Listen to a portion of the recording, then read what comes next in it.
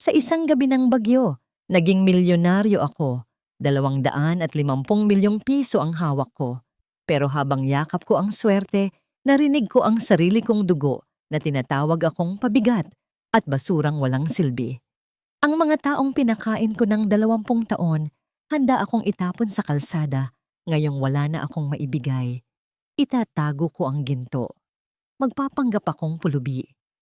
Sino ang luluha para sa akin? At sino ang tatawa sa aking pagbagsak?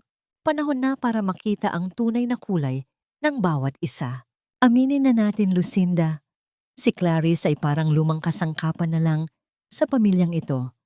Ginagamit kapag kailangan, pero itinatago sa likod at kinakahiya kapag may mga bisitang importante. Siya ay isang pabigat na walang silbi, kundi ang magpakain sa atin. Ang boses ni Gilberto ay malamig, matalas, at walang bakas ng pagmamahal na dapat ay nararamdaman ng isang kuya para sa kanyang kapatid. Sumang-ayon naman ang malutong na tawa ni Lucinda na tila isang talim na humihiwa sa katahimikan ng gabi. Sinabi mo pa, Kuya Gilberto, nakakaya nga siyang ipakilala sa mga friends ko kanina sa housewarming party. Amoy gisa at pawis palagi ang damit niya. At isipin mo, kung magkaroon pa yan ng sakit sa katandaan, sino ang gagastos? Tayo rin naman, di ba? She is a total burden to this family. Sa labas ng bahagyang nakabukas na pinto ng marangyang sala, nakatayo si Clarice. Ang kanyang mga kamay na magaspang at may mga bakas ng paso dahil sa ilang dekadang pagtatrabaho sa karinderya ay nanginginig ng husto. May bitbit siyang isang supot ng kakanin na alam niyang paborito ni Lucinda, na binili pa niya sa kabilang bayan bago pumunta rito upang makiisa sa saya ng kanyang kapatid. Ngunit sa loob ng bulsa ng kanyang lumang cardigan na may mga sulsing hindi na mabilang, ay may nakatagong isang pirasong papel. Isang maliit na papel na naglalaman ng mga numerong magpapabago sa kanyang tadhana. Ang tiket ng loterya na nagkakahalaga ng 250 milyong piso. Nanginig ang kanyang mga labi habang ang bawat salita ng kanyang mga kapatid ay tila nagiging lason sa kanyang dugo. Ang mga taong ito na kanyang pinag-aral, binihisan at sinagip sa bawat pagkakataong sila ay nalulubog sa utang, ay ang mga tao ring handang itapon siya sa gilid ng lansangan.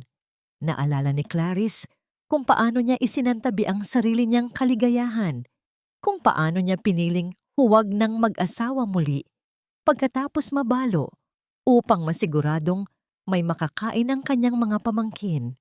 Ang lahat ng sakripisyong iyon ay tila naging abo sa harap ng katotohanang naririnig niya ngayon.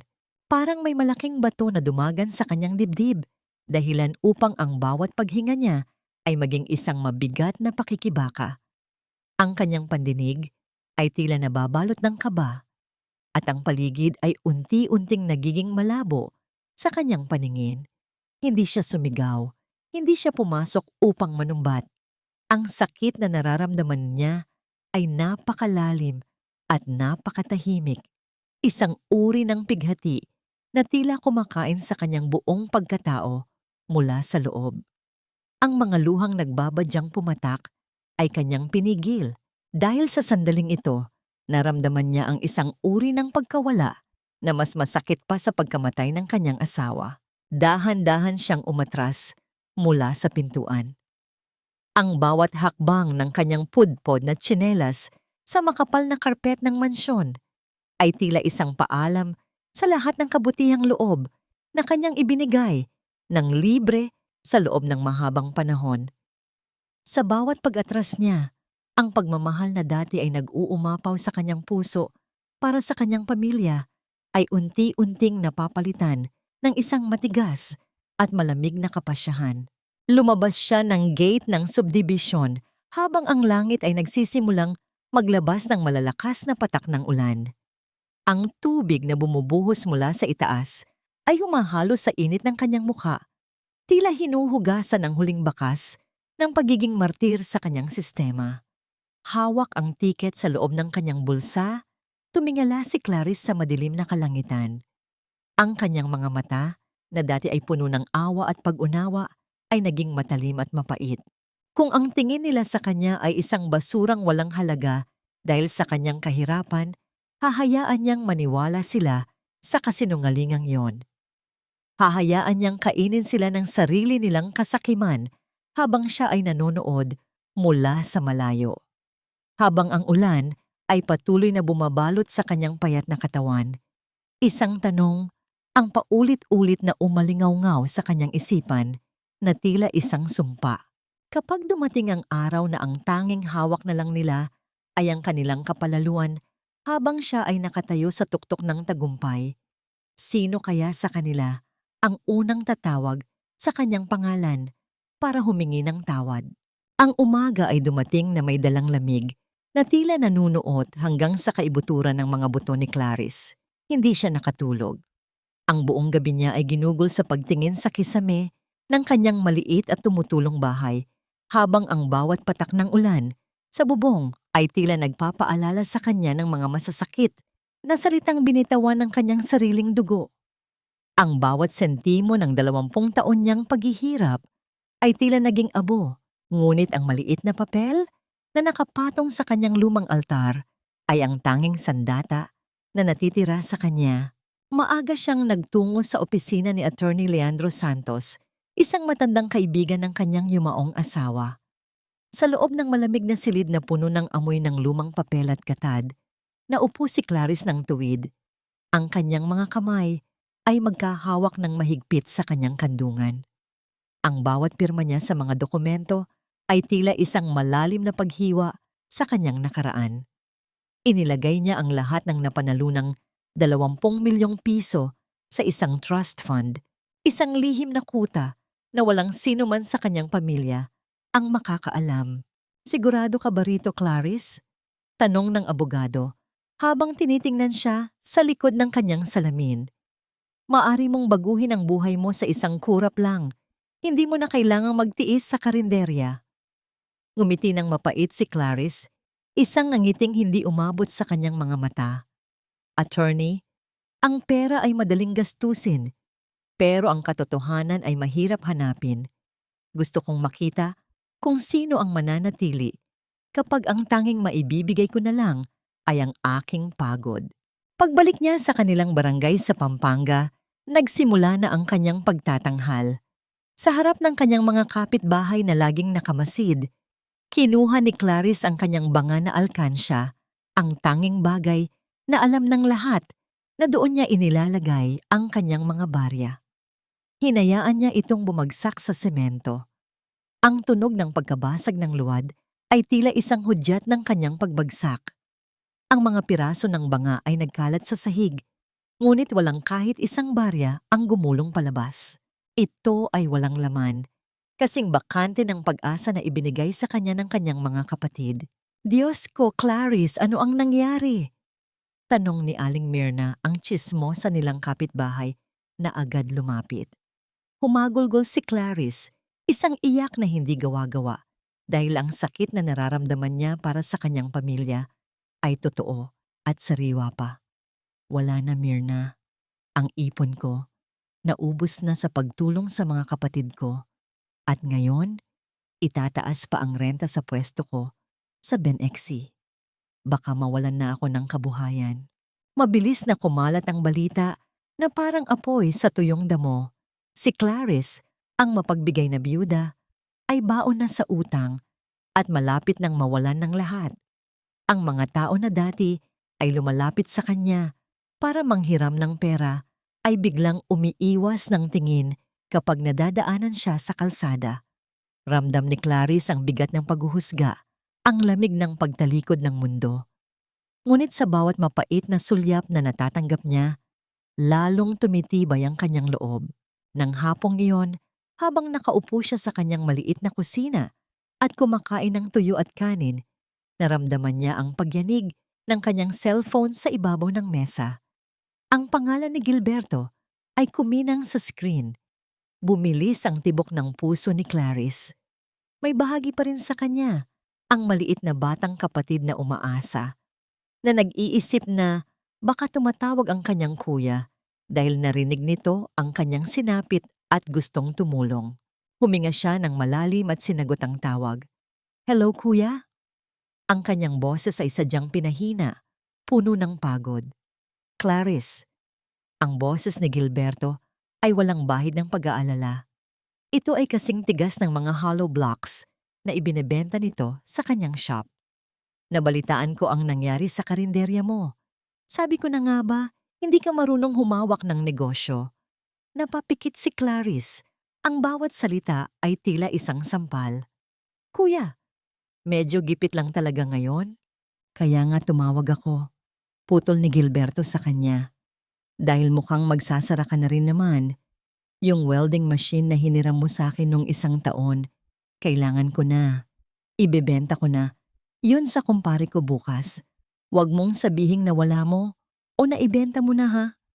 Puntahan ko yan dyan bukas ng umaga. Ihanda mo na."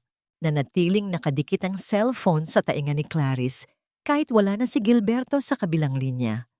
Walang tanong kung kumain na ba siya. Walang alok ng tulong sa gitna ng kanyang paghihirap. Ang tanging pakialam ng kanyang kapatid ay ang isang lumang makina na mas mahalaga pa kaysa sa kanyang kaligtasan. Ibinaling niya ang kanyang tingin sa labas ng bintana kung saan ang dilim ng gabi ay unti-unting lumalamon sa paligid. Isang mapait na tanong ang nanatiling nakasabit sa kanyang isipan. Hanggang saan kaya kayang dalhin ng kanyang mga kapatid ang kanilang kawalan ng puso bago nila mapagtanto na ang tanging taong tunay na nagmamahal sa kanila ay ang taong kasalukuyan nilang tinatapakan. "Walang pera rito, Clarice. Hindi ako bangko na pwedeng lababasan ng cash tuwing magkakamali ka sa buhay mo. Matanda ka na. Dapat alam mo na kung paano patakbuhin ang buhay mo nang hindi umaasa sa iba." Ang boses ni Gilberto ay umalingaw-ngaw sa loob ng kanyang opisina. Kasing tigas at kasing lamig ng mga semento at bakal na nakasalansan sa labas ng kanyang construction supply shop. Nakatayo si Clarice sa harap ng lamesa ng kanyang kuya. Ang kanyang mga kamay ay mahigpit na nakakapit sa strap ng kanyang luma at kupas na bag. Ang alikabok mula sa mga dumaraang truck sa labas ay tila sumasakal sa kanyang lalamunan o baka ang bara sa kanyang dibdib, ang tunay na nagpapahirap sa kanyang paghinga. Tiningnan niya ang kanyang kuya, ang lalaking binuhatam niya, ang utang noong muntik na itong mabankrupt 10 taon na ang nakalilipas. Noong mga panahong iyon, hindi nag-atubili si Clarice na ibenta ang tanging alaala ng kanyang yumaong asawa upang masiguradong may pambayad si Gilberto sa mga supplier nito. "Kuya, kahit 300,000 lang muna." Ang pakiusap ni Clarice, ang kanyang boses ay nanginginig sa pagitan ng hiya at pait. "Kailangan ko lang maisalba ang bahay at ang karinderya. Alam mo namang doon lang kami umaasa ni Tita Norma. Kapag nawala yon, wala na kaming matitirhan." Isang mapang-uyam na ngiti ang sumilay sa labi ni Gilberto habang nilalaro nito ang isang mamahaling ballpen sa kanyang mga daliri. "You see, Clarice, iyan ang problema sa'yo. Masyado kang naging kampante dahil akala mo laging may sasaluos sa'yo. I'm doing this for your own good. Kailangan mong matutong tumayo sa sarili mong mga paa. At saka, business is bad lately. Ang daming kompetensya, ang mahal ng gasolina. I can't afford to lose any more liquidity." Eksakto sa sandaling iyon, bumukas ang pinto at pumasok ang isang ahente ng mga sasakyan. May bitbit itong mga dokumento at isang makintab na brochure. "Sir Gilberto, handa na po ang bagong SUV ninyo. Kailangan ko lang po ang pirma nyo para sa down payment na 1 milyong piso." Tila tumigil ang mundo ni Clarice. Ang tunog ng paggasgas ng ballpen ni Gilberto sa papel ay tila bawat hiwa sa kanyang balat. Kitang-kita niya ang halaga sa tseke, 1 milyong piso para sa isang bagong luho, habang ang sariling kapatid ay nagmamakaawa para sa bubong na masisilungan. Walang bakas ng pagkahiya o pag-aalinlangan sa mukha ni Gilberto habang iniabot ang tseke sa ahente. Tila ba hindi niya narinig ang pagtangis ng kapatid sa harap niya? Ilang segundo lang ang nakalilipas. Naramdaman ni Clarice ang panlalamig ng kanyang mga dulo ng daliri. Ang pader na nakikita niya sa harap ay hindi gawa sa semento, kundi sa kawalan ng puso ng isang taong nakalimot na sa utang na loob. Ang kanyang puso ay tila isang basong unti-unting napupuno ng lason, at ang bawat patak ng luha na kanyang pinipigil ay nagiging gatong sa apoy ng kanyang determinasyon. Ang huling hibla ng pag-asa na mayroon siyang pamilyang matatakbuhan ay tuluyan ng naputol. "Sige kuya, naintindihan ko na," ang tanging nasabi ni Clarice. Ang kanyang boses ay hindi na nanginginig. Ito ay naging patag, malamig, at puno ng isang uri ng katahimikan na mas nakakatakot kaysa sa pagsigaw. Tumingin siya ng diretso sa mga mata ni Gilberto na tila binabasa ang bawat kasinungalingan at kasakiman na nakatago doon. Tumalikod siya at lumakad palabas ng opisina. Ang bawat hakbang niya sa maalikabok na bakuran ng hardware ay tila isang paglilibing sa kanyang lumang pagkatao. Habang ang araw ay malupit na tumatama sa kanyang balat, isang boses sa loob niya ang bumubulong ng katotohanang ayaw niyang tanggapin noon pa man. Sa mundong ito, ang dugo ay hindi sapat upang maging pamilya ang isang tao. Bago siya makalabas ng gate, narinig niya ang huling sigaw ni Gilberto mula sa malayo, isang utos na tila huling pako sa krus na kanyang pasan. "At Clarice, huwag mo nang balaking pumunta kay Lucinda para manghingi. Kinausap ko na siya. Pareho lang kami nang sasabihin sa'yo. Huwag mo nang ipakita ang mukha mo rito para lang mamalimos." Napahinto si Clarice, hindi dahil sa takot, kundi dahil sa isang matinding pag-unawa. Ang kanyang mga kapatid ay nagkakaisa, hindi upang tulungan siya, kundi upang tuluyan siyang ilubog. Habang naglalakad siya palayo, ang anino ng kanyang dusa ay tila humahaba sa semento, at isang tanong ang nanatiling nakatimo sa kanyang puso. Kapag ang lahat ng pader na itinayo ni Gilberto ay gumuho at ang tanging kamay na makakapagligtas sa kanya ay ang kamay na kanyang itinaboy, kaya pa rin ba nitong abutin ng kanyang kapatid? Ang bawat sulok ng mansyon ni Lucinda ay bumubuga ng karangyaan na tila nanunumbat sa abang kalagayan ni Clarice. Ang amoy ng mamahaling pabango at mga sariwang bulaklak ay sadyang idinisenyo upang itago ang anumang bahid ng dumi. Ngunit para kay Clarice, ang halimuyak na ito ay tila lason na sumasakal sa kanyang dibdib. Habang nakatayo siya sa gitna ng sala na may makikintab na marmol, naramdaman niya ang matinding pagkapahiya sa kanyang luma at kupas na damit na tila isang itim na mantsa sa gitna ng isang perpektong puting canvas. "Hi, my dear followers! Today we are going to pack some hygiene kits for the typhoon victims. My heart really bleeds for them, you know." Ang pagtulong ay hindi dapat hinihintay. Ito ay kusang ibinibigay. Ang boses ni Lucinda ay puno ng tamis at pekeng malasakit habang nakaharap sa kanyang mamahaling ring light at cellphone. Suot nito ang isang kulay rosas na bestida na mas mahal pa yata sa kinikita ng karinderya ni Clarice sa loob ng isang buwan. Nang lumingon si Lucinda at makita ang kanyang ate, ang matamis na ngiti nito ay biglang naging isang matigas na guhit ng pagkadiskubre. Mabilis nitong pinatay ang kanyang live stream at hinarap si Clarice nang may pandidiri sa mga mata. "Ate Clarice, what are you doing here? At bakit ganyan ang ayos mo? I'm in the middle of a very important live session. Baka makita ka ng mga followers ko sa background. Anong sasabihin nila? Nakakahiya. Lucinda, pasensya na." Ang mahinang tugon ni Clarice.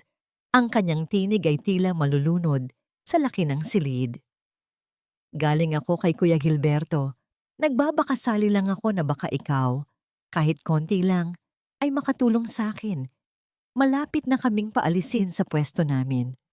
Wala na kaming mapupuntahan ni Tita Norma." Isang malalim na buntong hininga ang pinakawala ni Lucinda, kasabay ng pag-ikot ng kanyang mga mata. Ate, hindi ba sinabi na sa'yo ni Kuya? We are all struggling. Yung mga branded bags na nakikita mo sa posts ko, investment yan for my image. It's for my business. At yung mga charity works ko, may budget yan. I cannot just give you cash. Isipin mo naman ang reputation ko. Kung malalaman ng lahat na ang ate ko ay naghihikahos, masisira ang brand ko as a successful influencer. Dinala ni Lucinda si Clarice sa kusina, malayo sa mga kamera at sa mga bisitang maaaring dumating. Doon, pinaupo niya ang kapatid sa isang sulok na tila isang katulong na pilit itinatago sa dilim. Ang bawat salita ni Lucinda ay puno ng gaslighting. Tila ba si Clarice pa ang may kasalanan kung bakit siya naghihirap? Saka ate, look at yourself.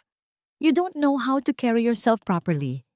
Kaya ka siguro hindi pinapalad kasi hindi ka marunong mag-invest sa image mo. You look so dirty. Amoy gisa ka hanggang dito sa loob ng bahay ko. Eksakto namang pumasok si Ramon, ang asawa ni Lucinda, na may dalang baso ng alak. Tumingin ito kay Clarice nang may mapang-uring mata bago bumaling sa kanyang asawa. Love, why is she here again? Hihingi na naman ba ng pera? Sabi ko naman sa'yo, we should set boundaries. Ang pagtulong sa pamilya ay may limitasyon din, lalo na kung ang tinutulungan ay walang balak umunlad. Nagmamakaawa lang po ako. Ang huling hirit ni Clarice, ang kanyang mga kamay, ay nanginginig sa ibabaw ng lamesang gawa sa mamahaling kahoy. Kahit pautang lang po, babayaran ko rin kapag nakabangon ako.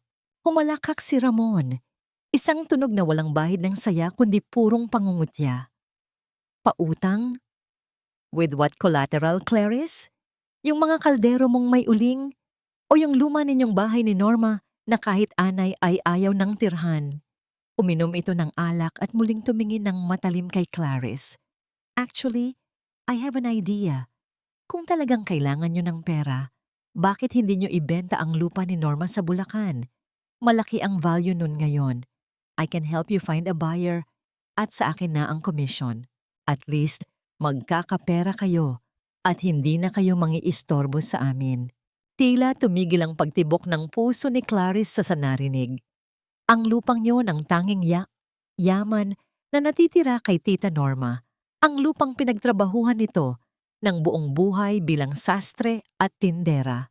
Ang mungkahi ni Ramon ay tila isang tangkang tadtarin, ang huling piraso ng dangal ng kanilang pamilya. Tiningnan ni Clarice si Lucinda.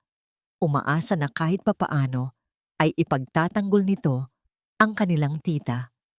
Ngunit ang kanyang kapatid ay tumango lamang habang tinitingnan ang sariling kuko. That's a good idea, love. Ang pagsang-ayon ni Lucinda nang walang pag-aalinlangan. Anyway, matanda na si Tita Norma. Hindi na niya kailangan ng ganoon kalawak na lupa.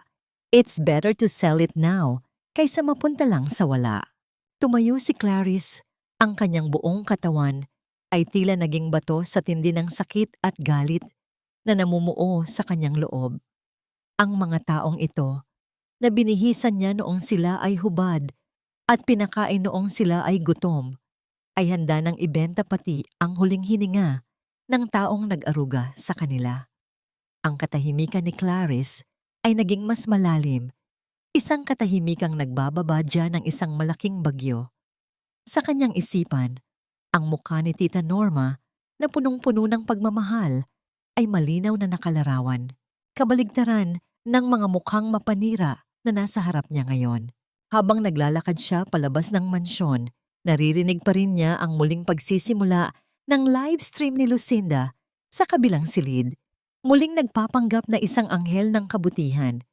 Ngunit sa puso ni Clarice, ang bawat salita ni Ramon tungkol sa pagbebenta ng lupa ni Tita Norma ay tila isang hamon na kailangan niyang harapin. Hanggang saan kaya ang kayang gawin ni Clarice upang protektahan ang tanging taong tunay na nagmahal sa kanya? Bago tuluyang lamunin ng dilim ang kanyang mga kapatid, ang amoy ng sunog na kahoy at ang makapal na usok na kumakapit sa bawat hibla ng kanyang buhok ang naging huling selyo sa pagpapanggap ni Clarice. Sa ilalim ng kadiliman ng gabi, sinadya niyang sunugin ang ilang lumang gamit at mga kahon sa likod ng kanyang maliit na karinderya. Sapat lamang upang magmukhang dinaanan ng isang malaking sakuna ang kanyang tanging kabuhayan. Habang pinapanood niya ang paglamon ng apoy sa mga bagay na sumisimbolo sa kanyang nakaraan, naramdaman niya ang isang uri ng hapdi sa kanyang puso na hindi kayang lunurin ng anumang balde ng tubig. Ang bawat piraso ng itim na uling ay tila mga labi ng kanyang tiwala sa pamilyang binuo niya sa loob ng maraming taon. Nang sumapit ang umaga, ang balita tungkol sa sunog sa karinderya ni Clarice ay mabilis na nakarating sa kanyang mga kapatid. Ngunit sa halip na yakap at pakikiramay, ang naging tugon nila ay tila isang malamig na hangin na lalong nagpalamig sa gabi ni Clarice. Unang dumating si Gilberto, hindi upang magtanong kung ligtas ba ang kanyang kapatid, kundi upang inspeksyonin ang pinsala sa gusali na alam niyang nakatayo sa isang mahalagang piraso ng lupa. Ano ba namang kapabayaan ito, Clarice? Ang boses ni Gilberto ay walang bakas ng awa habang tinatakpan niya ang kanyang ilong mula sa amoy ng abo. Isang malaking istorbo na naman ito. Alam mo bang ang halaga ng insurance nito? Kung kinuha mo lang sana ang payo ko noon, ay sapat na para sa lahat. Pero ngayon, wala na. Basura na ang pwesto mo. Hindi nagtagal ay dumating din si Lucinda. Suot ang kanyang malaking salamin sa mata na tila ayaw ipakita ang kawalan ng luha para sa kanyang ate. Ate, please tell me na hindi ka plano tumira sa amin habang inaayos mo ito. Alam mo namang puno ang guest room ko dahil sa mga stocks ko ng beauty products. At si Ramon, alam mo namang masilan yon sa amoy ng usok. Nakatayo lang si Clarice sa gitna ng mga itim na labi ng kanyang pangarap. Ang kanyang mga kamay ay marumi at puno ng uling. Pinanood niya ang kanyang mga kapatid na tila nagtutulakan kung sino ang dapat managot sa kanya, habang walang sino man ang nag-alok kahit isang basong tubig o isang salitang nakakaaliw. Ang bawat salita nila ay tila mga pako na lalong nagbabaon sa kanya sa hukay ng pagkabigo. Ramdam niya ang panginginig ng kanyang mga tuhod, hindi dahil sa gutom, kundi dahil sa bigat ng katotohanang mas mahalaga pa ang kaginhawaan ng kanyang mga kapatid kaysa sa kanyang buhay. Wala na akong pera, kuya. Wala na akong pwesto. Ang mahinang sambit ni Clarice, ang kanyang mga mata ay nanatiling nakapako sa lupa. Saan na ako pupunta? Nagkatinginan si Gilberto at Lucinda, isang tinginan na puno ng takot.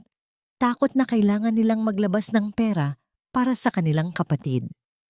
Mabilis na nagpaalam si Lucinda, idinahila ng isang mahihalagang meeting para sa kanyang live stream, habang si Gilberto ay nanatili sandali upang muling tingnan ang paligid ng may mapanuring mata.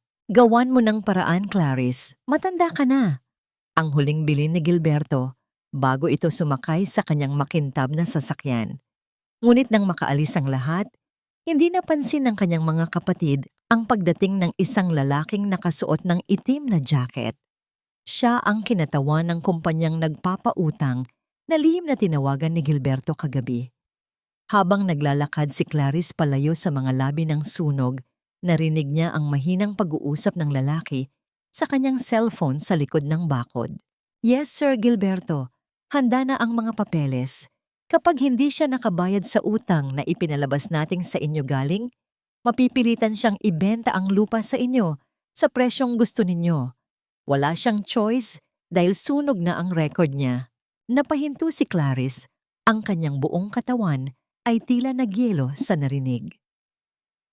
Ang sarili niyang kuya, ang lalaking itinuring niyang pangalawang ama, ay ang mismong tao na nagluluto ng kanyang tuluyang pagbagsak upang makuha ang kanyang lupa sa halagang barya. Ang bawat hibla ng kanyang natitirang pagmamahal ay tila tuluyan ng naging abo sa sandaling iyon. Ang kanyang puso, na dati ay puno ng pag-asa para sa pagbabago ng kanyang pamilya, ay naging kasing itim at kasing tigas ng uling na nasa kanyang paanan. Isang matalim na tanong ang gumuhit sa kanyang isipan habang nakatingin siya sa anino ng kanyang kuya na papalayo. Hanggang saan ang kayang gawin ng isang kapatid upang lamunin ang sarili niyang dugo bago siya malunod sa sarili niyang kasakiman? Sa gitna ng mga itim na labi ng kanyang karinderya, naupo si Clarice sa isang baligtad na timba. Ang hangin ay may dala pa ring amoy ng sunog, isang paalala ng kanyang huwad na sakuna, ngunit totoong pighati. Ang kanyang mga mata ay tuyo na, hindi dahil wala na siyang luha, kundi dahil tila ba ang apoy kagabi ay tinupok na rin pati ang kakayahan niyang umiyak. Ngunit ang katahimikan ng paligid ay nabasag ng tunog ng mabagal at maingat na mga hakbang sa ibabaw ng mga basag na uling. Napaangat ang tingin ni Clarice at doon, sa gitna ng sikat ng araw, ay nakita niya ang isang pamilyar na anino. Isang matandang babae na nakasuot ng luma, ngunit malinis na duster. May bitbit na isang malaking bayong at payong na kupas na ang kulay. Si Tita Norma. Ang kanyang mukha ay isang mapa ng mga kulubot na dulot ng katandaan at pagtatrabaho sa ilalim ng araw. Ngunit ang kanyang mga mata ay nagniningning sa isang uri ng liwanag na hindi kayang bilhin ng anumang halaga ng salapi. Clarice, anak, ang basag na tinig ng matanda ay tila isang mainit na kumot na bumalot sa nanginginig na kaluluwa ni Clarice. Hindi ito nagtanong tungkol sa pera, hindi ito naghahanap ng mga papeles, at lalong hindi ito nagbigay ng panunumbat. Mabilis na tumayo si Clarice, ang kanyang lalamunan ay biglang nanikip. Tita Norma, bakit po kayo nandito? Ang layo ng Bulacan. Sana ay nagpasabi kayo para nasundo ko kayo sa Benixi. Hindi sumagot ang matanda. Sa halip, lumapit ito at hinawakan ang mga kamay ni Clarice. Ang mga palad ni Tita Norma ay magaspang, puno ng mga kalyo mula sa ilang dekadang pagtatahi at pagtitinda ng chuoy chin. Ngunit ang init na nagmumula sa mga ito ay tila gamot na humihilom sa mga sugat sa puso ni Clarice. Inilabas ng matanda mula sa kanyang bayong ang isang lalagyan na gawa sa plastik. Mainit pa at may amoy ng asukal at saging. Kumain ka muna, anak. Alam kong hindi ka pa nag-aalmusal. Nagluto ako ng paborito mong kakanin bago ako sumakay ng bus. Ang malambing na utos ni Tita Norma. Pinanood niya si Clarice na parang isang bata. Tinitiyak na bawat subo ay puno ng kalinga. Habang kumakain si Clarice, dahan-dahang inilabas ng matanda ang isang maliit na panyo na puti na may mabusising pagkakatali sa gitna. Nang buksan ni Tita Norma ang panyo, bumungad ang ilang piraso ng luma at lukot-lukot na papel na pera, mga 20, 50 at ilang daang piso. Ito ang perang pinag-ipunan ng matanda para sa kanyang sariling libing at para sa mga gamot sa kanyang rayuma. Ito ang lahat ng yaman ng isang babaeng walang ibang hangad kundi ang makatulong sa iba. Ito lang ang nakayanan kong ipunin, Clarice. Hindi ito kasing laki ng kailangan mo, pero sana ay makatulong ito para makabili ka ng mga bagong kaldero. Huwag kang mag-alala sa akin. Malakas pa ako. Kaya ko pang magtinda. Ang sabi ni Tita Norma habang pilit na inilalagay ang pera sa palad ni Clarice. Sa sandaling iyon, ang damdamin ni Clarice na pilit niyang pinatigas ay tuluyan ng bumigay. Ang bawat sentimo sa loob ng panyong iyon ay mas mabigat at mas mahalaga kaysa sa 20 milyong piso na nasa kanyang trust fund. Ang pagmamahal ni Tita Norma ay isang sampal sa kasakiman ni na Gilberto at Lucinda, habang ang kanyang mga kapatid ay nagpaplano kung paano siya nanakawan. Ang matandang ito, na halos wala nang makain, ay handang ibiigay ang lahat para sa kanya. Niyakap ni Clarice si Tita Norma nang mahigpit, isinubsob ang kanyang mukha sa balikat ng matanda na amoy hari na at pagmamahal. Ang kanyang mga hikbi ay naging malakas. Isang paglabas ng lahat ng kinimkim na sakit mula sa panunumbat ng kanyang mga kapatid. Nadama niya ang paghaplos ng matanda sa kanyang buhok. Isang kilos na tila nagsasabing hindi siya nag-iisa sa laban na ito. Tita, bakit po kayo ganito sa akin? Wala na po akong maibibigay sa inyo. Ang bulong ni Clarice sa gitna ng kanyang pag-iyak. Ngumiti si Tita Norma, isang nangiting puno ng kapayapaan. Ang pamilya, anak, ay hindi sinusukat sa kung ano ang makukuha mo, kundi sa kung ano ang handa mong ibigay ng walang hinihintay na kapalit. Hindi ka kailanman magiging pabigat sa akin. Ngunit habang nagpapahinga ang matanda sa loob ng maliit na bahay ni Clarice, napansin ni Clarice ang isang bagay na nagpabilis sa tibok ng kanyang puso. Ang mga tainga ni Tita Norma na dati ay may suot na maliit na gintong hikaw, ang tanging alaala ng yumaong asawa nito at ang huling kayamanan ng matanda ay wala na. Isang matinding kaba ang bumalot kay Clarice habang tinitingnan ang matanda na mahimbing nang natutulog dahil sa pagod ng biyahe. Isang nakakabagbag damdaming katotohanan ang unti-unting nabuo sa kanyang isipan. Hanggang saan ang kayang isakripisyo ng isang anghel para sa taong mahal niya, bago niya tuluyang isuko ang huling alaala ng kanyang sariling kaligayahan? Sa gitna ng usok na dahan-dahang tinatangay ng hangin, isang anino ang unti-unting nabuo mula sa bukana ng terminal ng bus. Hindi ito ang mapanuring anino ni Gilberto o ang mapagmataas na tindig ni Lucinda. Ito ay si Mang Jose, ang lalaking sa loob ng maraming taon ay naging piping saksi sa bawat pawis at pagod ni Clarice sa kanyang karinderya. Nakasuot siya ng kupas na t-shirt na may mga mantsa ng langis mula sa mga makina ng bus, ngunit sa likod ng kanyang mga mata na tila laging nakangiti ay may isang uri ng lalim na tanging ang mga taong dumaan sa matinding bagyo ang makakaunawa. Dahan-dahang lumapit si Mang Jose sa pwesto kung saan nakaupo si Clarice. Hindi siya nagsalita agad. Alam niya ang bigat ng katahimikan sa paligid ng isang taong nawalan ng lahat. Inilapag niya sa tabi ni Clarice ang isang supot na naglalaman ng 2 botelya ng malamig na tubig at isang piraso ng tinapay. Ang bawat kilos niya ay maingat. Tila ba ayaw niyang mabasag ang anumang natitirang lakas ng loob sa sistema ng babaeng nasa harap niya. Clarice, uminom ka muna. Kanina ka pa rito sa ilalim ng sikat ng araw. Ang boses ni Mang Jose ay mababa. May gasgas ng katandaan pero puno ng katapatan. Tumingala si Clarice. Ang kanyang mga mata ay nananatiling may bahid ng pamumula mula sa pag-iyak kanina kasama si Tita Norma. Salamat, Jose. Hindi mo naman kailangang gawin ito.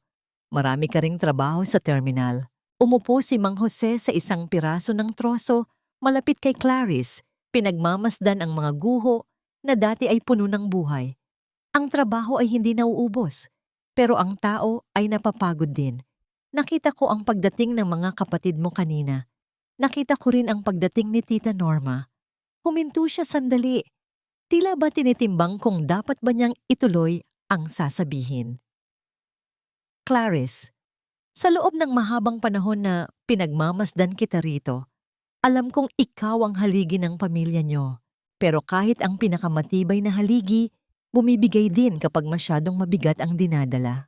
Isang tipid na ngiti ang sumilay sa labi ni Clarice, isang ngiting puno ng pait. Ironic, di ba? Kung sino pa yung pamilya mo, sila pa yung unang bibitaw kapag wala ka ng pakinabang. Si Tita Norma lang ang natira. Dito ay bahagyang kumilos si Mang Jose. Ang kanyang magaspang na kamay ay sandaling dumapo sa likod ng palad ni Clarice, isang hawak na mabilis, ngunit nag-iwan ng init na tila kuryenteng gumapang sa balat ng byuda. Ito ay isang uri ng paghaplos na hindi naghahanap ng anuman, kundi ang magbigay ng katiyakang may nakakaintindi sa kanya. Sa sandaling iyon, tila ba ang ingay ng mga bus at ang sigaw ng mga konduktor sa terminal ay naglaho at ang tanging natira ay ang 2 pusong parehong nakaranas ng pag-iisa. You don't have to carry the world on your shoulders, Clarice. Ang mahinang dugtong ni Mang Jose sa wikang Taglish na natural sa kanila sa terminal. Alam kong matigas ang loob mo, pero tao ka lang din. If you need someone to lean on, I'm just here. Hindi ako milyonaryo, pero may balikat ako na pwedeng sandalan. Naramdaman ni Clarice ang isang kakaibang pintig sa kanyang dibdib, isang pakiramdam na matagal na niyang nakalimutan mula nang pumanaw ang kanyang asawa. Ang pagpapahalagang ito mula sa isang taong halos ituring na tagalabas ay mas malakas pa kaysa sa anumang dugo na nananalaytay sa kanyang mga kapatid. Ngunit sa likod ng pasasalamat, may isang takot na muling sumulpot sa kanyang isipan. Ang takot na baka ang kabutihan ni Jose ay madamay lamang sa gulo ng kanyang pamilya. Bago siya makasagot, may kinuhang isang bagay si Mang Jose mula sa kanyang bulsa. Ito ay isang maliit na susi na may kalawang na sa dulo, nakatali sa isang piraso ng pulang tali. Inabot niya ito kay Clarice. Ang kanyang mga mata ay nakatitig ng diretso sa mga mata ng babae. "Ano ito, Jose?" tanong ni Clarice. Ang kanyang boses ay tila isang bulong. "Susi yan ng lumakong bahay sa kabilang kanto. Walang nakatira doon ngayon. Ginagamit ko lang na bodega ng mga gamit. Pero malinis yun. May maayos na bubong at pader." Ang paliwanag ni Mang Jose. Kung sakaling dumating ang oras na hindi mo na kayang manatili rito, o kung maging masyadong masikip na ang mundo mo, kasama ang mga kapatid mo, pumunta ka doon. Consider it a sanctuary. Walang mangiistorbo sa inyo ni Tita Norma doon. Napatitig si Clarice sa susi na nasa kanyang palad. Ang bigat nito ay tila sumisimbolo sa isang pagpipilian, isang buhay na malayo sa pangungutya ni na Hilberto at Lucinda, ngunit isang buhay na kailangan niyang talikuran ang lahat ng kanyang pinaghirapan. Habang hinahawakan niya ang susi, isang malamig na hangin ang umihip, tila ba nagbabala ng isang darating na panganib. Sa malayong dulo ng kalsada, nakita ni Clarice ang makintab na sasakyan ni Ramon na muling huminto sa tapat ng terminal. Isang matinding kaba ang bumalot sa kanya. Bakit bumalik ang asawa ni Lucinda? May kinalaman ba ito sa binalak nilang pagbebenta sa lupa ni Tita Norma? Ang makintab na sasakyan ni Ramon ay tumigil sa tapat ng gumuhong karinderya, na tila isang itim na kabaong na dahan-dahang bumukas sa gitna ng init ng katanghalian. Bumaba si Ramon, suot ang kanyang mamahaling salamin sa mata at isang nangiting pilit na itinatago ang tunay na pakay. Ang alikabok na nilikha ng paghinto ng kanyang mga gulong ay dahan-dahang lumanding sa mga luma at maduming damit ni Clarice, isang simbolismo ng pagkakaiba ng kanilang mundo. "Ate Clarice, mabuti naman at nandito ka." Ang boses ni Ramon ay puno ng pekeng sigla habang lumalapit siya. Napansin niya ang presensya ni Mang Jose na nakatayo malapit sa byuda. Ang kanyang kilay ay bahagyang tumaas, puno ng pangungutya. "At sino naman itong kasama mo? Mukhang may bago ka ng tagapagtanggol sa gitna ng basura." "Kaibigan ko si Jose, Ramon. Bakit ka bumalik?" Ang matigas na tanong ni Clarice habang ang kanyang kamay ay mahigpit na nakakapit sa susi na ibinigay ni Mang Jose sa loob ng kanyang bulsa. Huminga ng malalim si Ramon, tila ba nag-ipon ng lakas para sa isang mahirap na desisyon. "Kagabi, nagpulong kaming buong pamilya. Kinausap ako ni Kuya Gilberto at Lucinda. Ate, hindi na kami makatulog sa pag-aalala sa inyo ni Tita Norma. Look at this place. It's a hazard. Ang dumi, ang baho, at wala na kayong pwesto. Hindi namin kayang makita na ang kapatid namin ay nagmumukhang pulubi sa terminal." Ramdam ni Clarice ang panlalamig ng kanyang batok. Alam niya ang tono ng boses na ito. Ito ang tono ng boses na ginagamit ni na Ramon at Lucinda kapag may balak silang kunin mula sa kanya. "Nahanap na namin ang solusyon," patuloy ni Ramon habang inilalabas ang isang makulay na brochure mula sa kanyang bag. "May isang napakagandang home for the aged sa kabilang probinsya, private, air-conditioned, at may mga nurse na mag-aalaga sa inyo. Doon, hindi mo na kailangang mag-alala sa panggatong o sa susunod na kakainin nyo. Magpapahinga na lang kayo ni Tita Norma." Isang matalim na sakit ang gumuhit sa dibdib ni Clarice. Ang home for the aged na sinasabi ni Ramon ay isang uri ng pagpapatapon. Nais nilang ilayo siya, itago sa isang lugar kung saan hindi na siya magiging mantsa sa kanilang marangyang buhay. Ngunit alam niyang may mas malalim pang dahilan. At ang bahay sa Bulacan, ang lupa ni Tita Norma, ang tanong ni Clarice, ang kanyang boses, ay tila isang babala. Iyon na nga ate, since hindi na kayo titira doon, mas mabuting kami na ang mag-manage, ang sagot ni Ramon nang walang kukurap-kurap. Ang kikitain sa pagbenta ng lupa ay gagamitin nating pambayad sa monthly fees nyo sa facility. In short, ang yaman ni Norma ang magpapakain sa inyo doon. Practical, di ba? We're just trying to simplify your life. Simplifying my life or taking what's left of our dignity? Ang sagot ni Clarice, habang nararamdaman niya ang galit na kumukulo sa kanyang dugo. Bahagyang nagbago ang mukha ni Ramon. Ang pilit ng ngiti ay naglaho, pinalitan ng isang mapang-uyam na tingin. Ate, huwag kang maging matigas ang ulo. Ang utang mo sa kumpanya ni Gilberto ay lumalaki na. Kapag hindi mo pinirmahan ang authority to sell para sa lupa ni Norma, walang magagawa si Kuya kundi kasuhan ka. Gusto mo bang makita ang sarili mo sa kulungan sa edad mong yan? Naramdaman ni Clarice ang paglapit ni Mang Jose sa kanyang tabi. Isang tahimik na suporta na nagbigay sa kanya ng lakas upang hindi matumba.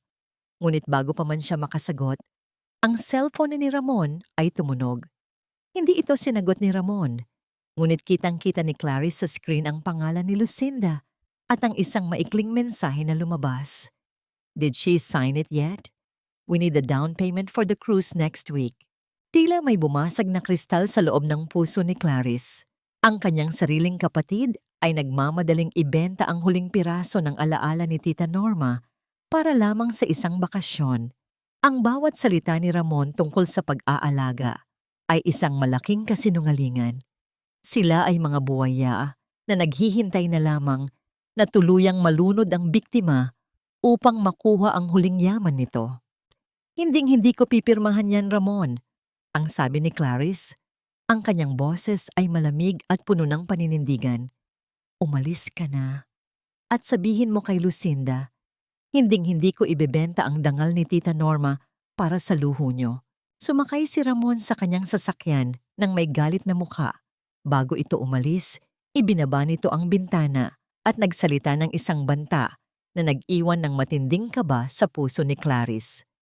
Magmatigas ka na kung gusto mo, Clarice, pero tandaan mo, sa Lunes, darating ang mga tauhan ni Gilberto para gibain ang natitirang pader ng karinderyang ito.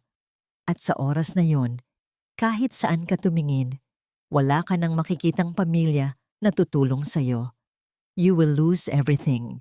Habang pinapanood ni Clarice ang papalayong sasakyan ni Ramon, naramdaman niya ang paghawak ni Mang Jose sa kanyang balikat.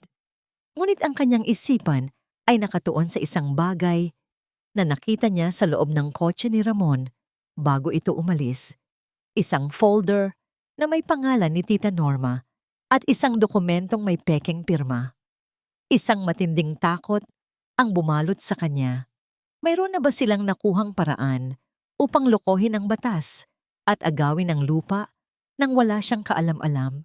Ang silid ay balot ng katahimikan, isang uri ng katahimikan na tila ba humihingi ng tawad sa lahat ng ingay at gulo na nangyari sa labas.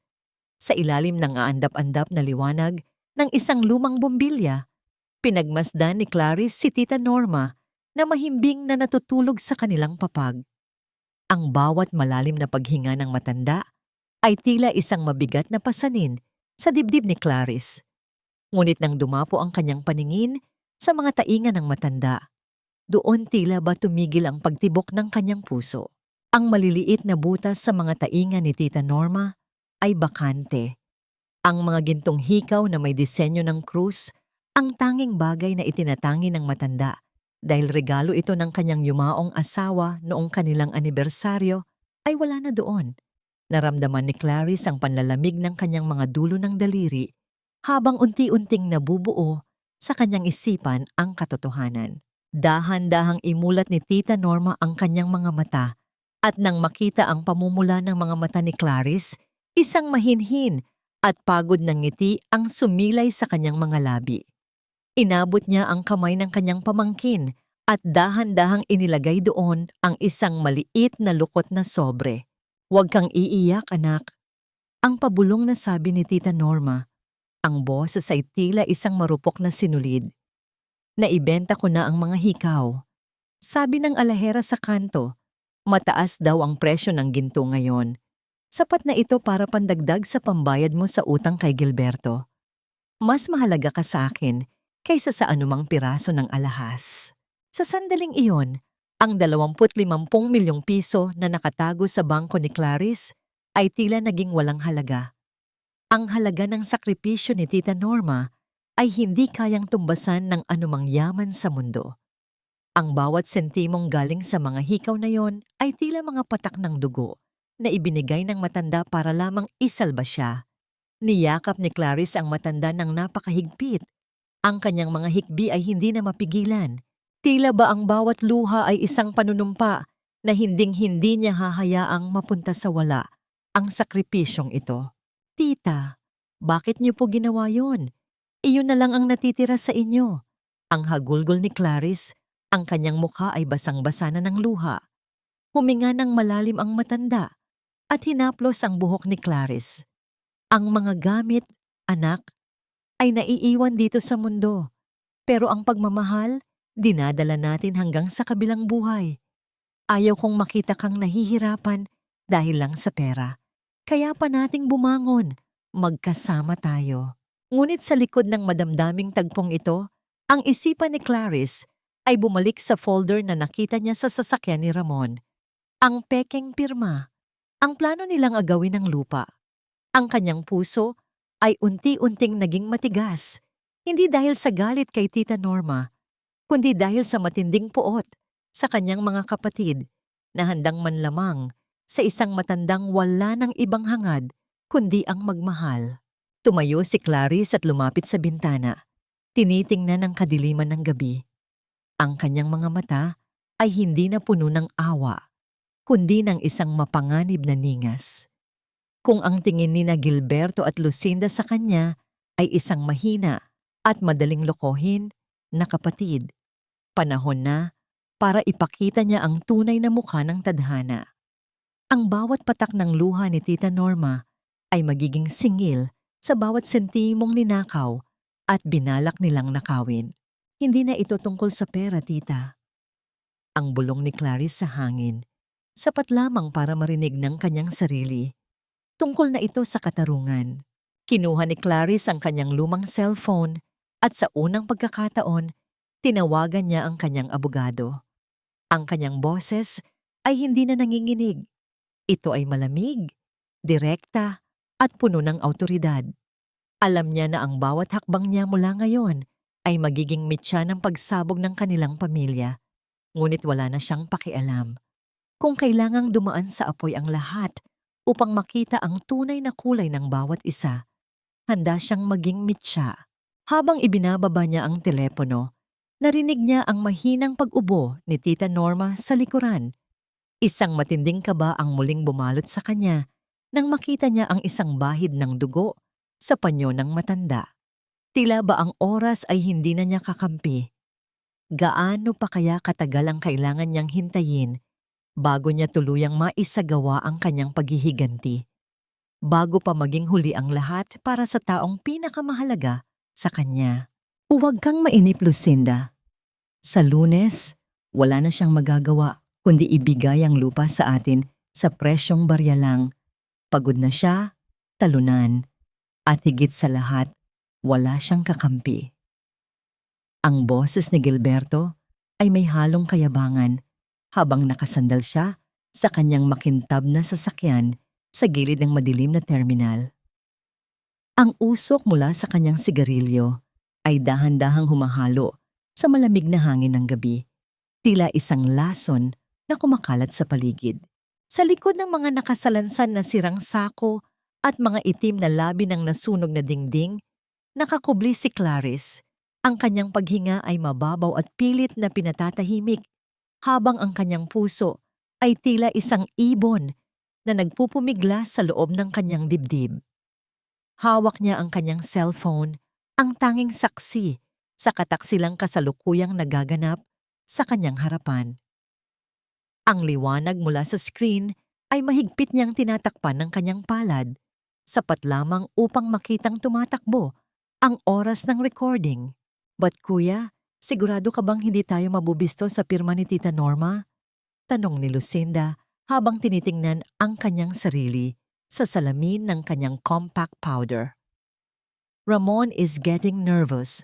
Sabi niya, masyadong halata ang pagkakagaya sa pirma ng matanda sa Special Power of Attorney. Humalakhak si Gilberto, isang tunog na walang bahid ng konsensya. Ramon is a coward. Sino ang magrereklamo? Si Clarice, nakita mo naman siya kahapon na hindi niya magawang tumingin ng diretso sa atin. At si Norma, umuubo na yun ng dugo.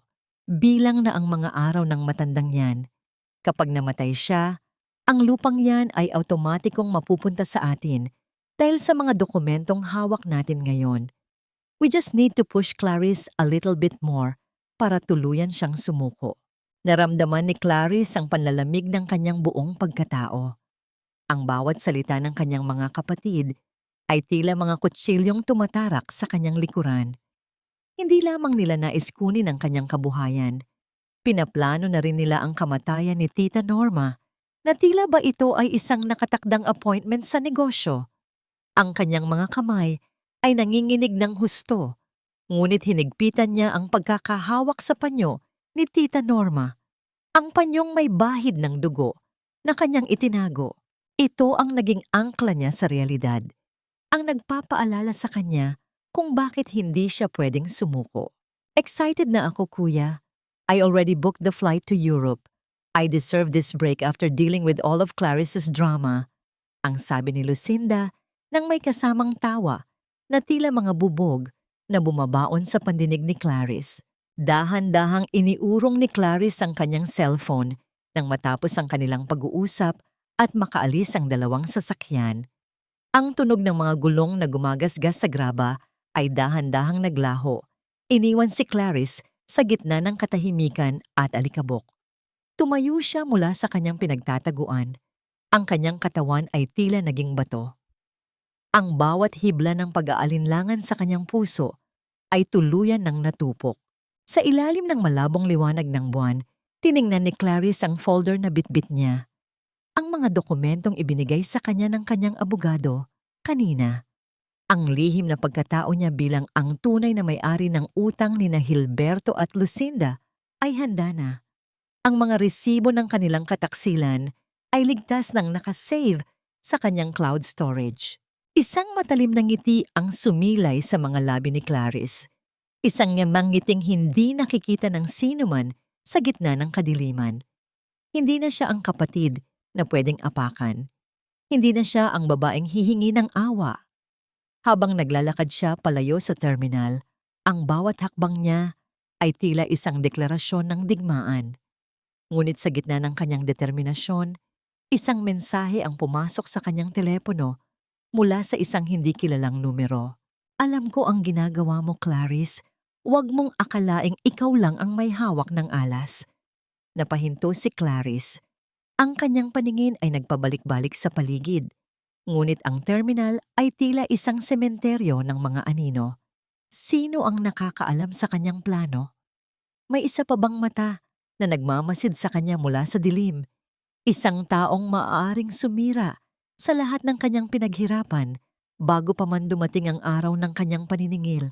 Ang bawat segundo ng pag-vibrate ng telepono sa ibabaw ng lamesang gawa sa salamin ay tila isang dagok sa natitirang katinuan ni Gilberto. Ang silid na dati ay simbolo ng kanyang kapangyarihan ay tila unti-unting lumiliit, habang ang mga pulang letra sa mga banknotes na nakakalat sa kanyang harapan ay tila mga matang nanghuhusga. Sa labas, ang tunog ng mga makina ng kanyang mga truck ay hindi na naririnig. Ang kanyang construction yard ay balot ng isang nakabibinging katahimikan dahil sa kawalan ng mga bagong proyekto at sunod-sunod na pagkansela ng mga kontrata. Kuya, anong nangyayari? Lahat ng credit cards ko, decline. Pati yung account ni Ramon para sa business namin, naka-freeze. Ang boses ni Lucinda ay puno ng isterya habang mabilis itong pumasok sa opisina. Hindi alintana ang alikabok na kumapit sa kanyang mamahaling sapatos. Ang kanyang mukha na laging handa sa kamera ay wala ng bahid ng filter. Tanging purong takot na lamang ang makikita. Sumunod si Ramon na may hawak na makapal na folder.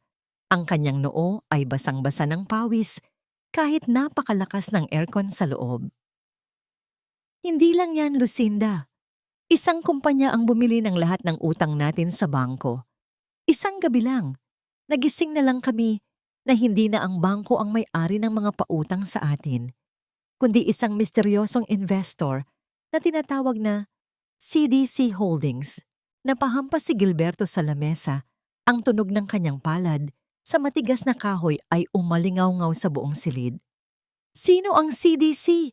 Wala tayong kaaway na ganyan kalaki ang pera. 100 milyong piso ang kabuuan ng mga utang na sinalo nila. Bakit nila gagawin yon? Sa gitna ng kanilang pagtatalo, isang marahang katok sa pinto ang bumasag sa tensyon. Pumasok ang isang lalaking naka-Amerikana. Bit-bit ang isang briefcase na mukhang mas mahal pa sa lahat ng natitirang assets ni na Gilberto. Ito ang kinatawan ng bagong investor. Good morning, Mr. and Mrs. Mendoza and Mr. De La Cruz. Narito ako upang ipaalam na ang lahat ng inyong mga ari-arian, ang hardware shop, ang mansyon sa Forbes, at ang mga lupain ay kasalukuyang nasa ilalim na ng kontrol ng aking kliyente dahil sa default ng inyong mga payments. Si Deeps, hindi maaari. Sigaw ni Lucinda, ang kanyang boses ay nanginginig. May grace period pa kami. Wala na po. Base sa mga dokumentong pinirmahan ninyo noong nakaraang buwan para sa inyong mga expansion loans, ang malamig na tugon ng abogado. Gayunpaman, ang aking kliyente ay may alok, isang huling pagkakataon upang isalba ang inyong pangalan sa publiko. Isang imbitasyon para sa isang grand gala sa susunod na linggo. Doon ay makikilala ninyo ang bagong may-ari at malalaman ninyo ang inyong kapalaran. Habang nagkakagulo ang kanyang mga kapatid, si Clarice ay nakaupo sa loob ng isang itim na SUV na nakaparada sa tapat ng kalsada, malayo sa paningin ng sinuman. Ang kanyang mga mata ay nakatitig sa screen ng kanyang telepono, binabasa ang misteryosong text na natanggap niya kanina. Ang bawat salita doon ay tila isang babala. Ngunit sa halip na matakot, naramdaman ni Clarice ang isang uri ng katarungang matagal na niyang ipinagkait sa kanyang sarili. Attorney, ituloy ang plano. Ang maikling utos ni Clarice sa kanyang Bluetooth headset. Ang kanyang boses ay walang bakas ng pag-aalinlangan. Gusto kong maramdaman nila ang lamig ng kalsada na ipinatikim nila sa akin. Gusto kong makita nila kung paano magmakaawa ang mga taong nakalimot sa kanilang pinanggalingan. Nabalik lamang ang diwa ni Clarice nang marinig niya ang pagbukas ng pinto ng sasakyan. Si Mang Jose ang pumasok, ang kanyang mukha ay seryoso, habang iniabot ang isang maliit na memory stick. Clarice, nakuha ko na ang mga CCTV footage mula sa bahay ni Lucinda noong gabing balaki nilang pekein ang pirma ni Tita Norma. Malinaw ang lahat. Tumingin si Clarice kay Jose. Ang lalaking sa loob ng maraming taon ay nanatiling tapat sa kanya. Salamat, Jose. Malapit na tayong matapos. Pero Clarice, pag-aalangan ni Jose, ang kanyang boses ay puno ng pag-aalala. Sino ang nag-text sa'yo? Sino pa ang nakakaalam ng sikreto mo? Isang mapait na ngiti ang sumilay sa labi ni Clarice.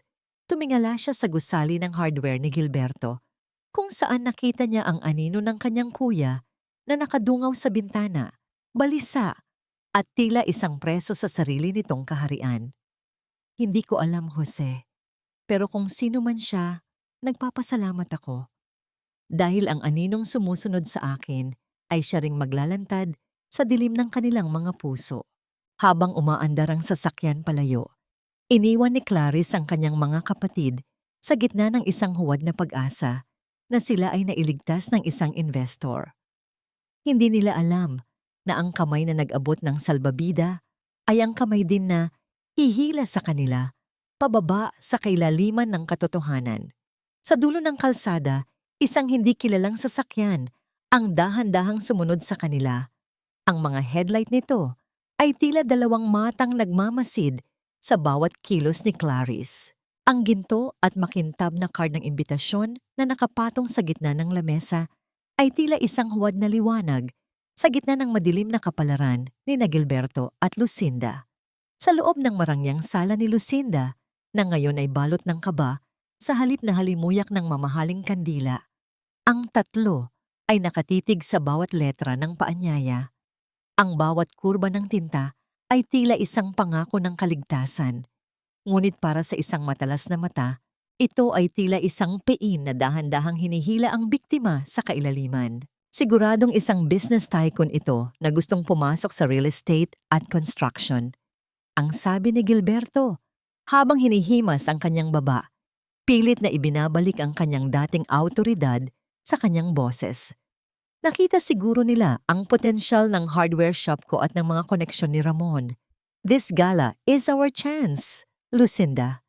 Kailangan nating ipakita na kahit may kaunting liquidity problem tayo, we are still the same powerful family. I already ordered a custom-made gown, kuya. Ang mabilis na tugon ni Lucinda, na tila ba ang isang bagong damit ay sapat na upang itago ang katotohanang ang kanyang mga bank account ay tuyo na. Kailangan nating magmukhang milyonaryo sa harap ng investor na ito. I need to maintain my image. Kung sino man ang CDC na ito, siguradong mapapahanga ko siya sa dami ng followers ko. Maybe we can even offer him a partnership for a new brand.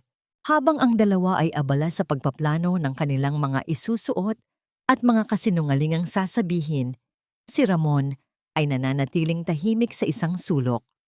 Ang kanyang mga mata ay nakapako sa logo ng CDC Holdings. May isang kakaibang pakiramdam na gumagapang sa kanyang batok, isang uri ng babala na pilit niyang isinasantabi. Bakit ginto ang kulay ng imbitasyon? Ang mahina niyang tanong. Hindi ba't ito rin ang paboritong kulay ng mga alahas na madalas isuot ni Clarice noong bago pa pumanaw ang asawa niya? Isang malakas na tawanan ang isinagot ni Gilberto. Ramon, huwag mong idamay ang pulubing yun dito. Si Clarice? Siguradong kasalukuyan siyang naglalaba ng maruruming damit ni Norma sa Bulacan. Wala na siyang kinalaman sa mundo natin. Ang CDC ay isang higanteng kumpanya, hindi isang biyudang walang pinag-aralan. Samantala, sa isang malayong dulo ng lungsod, sa loob ng isang tahimik na kwarto, sa isang 5 bituin na hotel, nakatayo si Clarice sa harap ng isang malaking salamin. Ang kanyang mga kamay, na dati ay puno ng uling at amoy ng gisa, ay maingat na minamasahe ng isang profesional na therapist. Ang bawat kalyo sa kanyang balat ay tila isang mapa ng kanyang mga sakripisyo, ngunit sa ilalim ng mga ito ay ang isang bagong ningning na hindi kayang burahin ng hirap. Madam, handa na po ang inyong isusuot para sa gabi ng gala, ang sabi ng kanyang personal assistant habang inilalabas ang isang simpleng itim na gown na gawa sa pinakamahal na sutla. Sa tabi nito ay isang set ng mga hiyas na ang bawat bato ay tila kumikinang sa ilalim ng liwanag, sumasalamin sa katarungang malapit ng makamit. Tumingin si Clarice sa kanyang sariling refleksyon. Hindi na siya ang babaeng nagmamakaawa sa labas ng hardware ni Gilberto. Hindi na siya ang kapatid na itinaboy sa kusina ni Lucinda. Ang kanyang mga mata ay may dala ng bigat ng isang reyna na handa ng bawiin ang kanyang kaharian. Ang bawat paghinga niya ay puno ng determinasyon. Bawat tibok ng kanyang puso ay isang bilang para sa bawat sentimong ninakaw sa kanya at kay Tita Norma. Nabalitaan ko po na sobrang excited na ang mga De La Cruz sa imbitasyon. Ang sabi ni Mang Jose na pumasok sa silid. Suot ang isang formal na barong na sadyang ipinagawa para sa kanya. Akala po nila ay isang banyaga o isang matandang bilyonaryo ang makakatagpo nila. Wala silang kaalam-alam, Clarice. Iyon ang gusto ko, Jose. Ang tugon ni Clarice. Ang kanyang boses ay tila isang malamig na agos ng tubig sa gitna ng tag-init. Gusto kong umakyat sila sa pinakamataas na ulap ng pag-asa. Gusto kong managinip sila ng yaman at kapangyarihan sa huling pagkakataon. Dahil kapag nalaman nila na ang CDC ay nangangahulugang Clarissa de la Cruz, gusto kong masaksihan kung paano madudurog ang kanilang mga pangarap sa harap ng buong mundo. Isang saglit na katahimikan ang namayani. Habang sa labas ng hotel, ang ulan ay nagsisimulang pumatak sa semento. Lumilikha ng isang malungkot na melodiya sa gabi. Ngunit sa gitna ng paghahandang ito, isang kakatwang bagay ang napansin ni Jose sa monitor ng security camera ng hotel. Isang lalaking nakahood ang nakatayo sa tapat ng entrance, nakatingala sa kwarto ni Clarice. Ang lalaki ay may hawak na isang piraso ng papel. Isang larawan ni Clarice noong siya ay bata pa. Sino ang taong ito na tila may hawak ng isang bahagi ng nakaraan ni Clarice na matagal na niyang ibinaon? Isang kakampi ba siya? O isang multo mula sa nakaraan na darating upang sirain ang perpektong plano ng kanyang paghihiganti sa mismong gabi ng kanyang tagumpay? Ang bawat sulok ng Grand Ballroom ng Grand Plaza Hotel ay nagliliyab sa liwanag ng mga dambuhalang chandelier na tila mga bituing bumaba sa lupa. Ang bawat hakbang ng mga bisitang nakasuot ng kani-kanilang mga pinakamagarbong barong at gown ay lumilikha ng isang maringal na tunog sa makintab na sahig na gawa sa marmol. Sa gitna ng karangyaang ito, sina Gilberto, Lucinda at Ramon ay nakatayo ng tuwid, pilit na itinatago ang panginginig ng kanilang mga kamay sa likod ng mga baso ng mamahaling champagne. Kuya, tingnan mo ang dami ng mga reporters. Siguradong napakalaking tao ng CDC na ito. Ang bulong ni Lucinda, habang pilit nang ngumingiti sa tuwing may dadaan na kakilala. Ang kanyang gown ay tila sumasakal sa kanya. Isang paalala na ang lahat ng suot niya ay utang lamang sa pag-asang maisasalba sila ng gabing ito. Ayusin niyo ang mga mukha niyo. Ang utos ni Gilberto, ang kanyang boses ay mababa, ngunit puno ng tensyon. Ito na ang pagkakataon nating maibalik ang lahat ng nawala sa atin. Huwag kayong magpahalata, nagipit tayo. Biglang tumahimik ang paligid nang ang malalaking pinto sa dulo ng bulwagan ay dahan-dahang bumukas. Isang malalim at mabigat na katahimikan ang bumalot sa lahat habang ang mga mata ng bawat bisita ay nakatuon sa isang direksyon. Mula sa dilim ng pasilyo, isang anino ang uunti-unting nabuo at lumitaw sa ilalim ng liwanag. Isang babae ang naglalakad nang may katatagan at dignidad na tila ba ang bawat hakbang niya ay isang pag-angkin sa buong silid.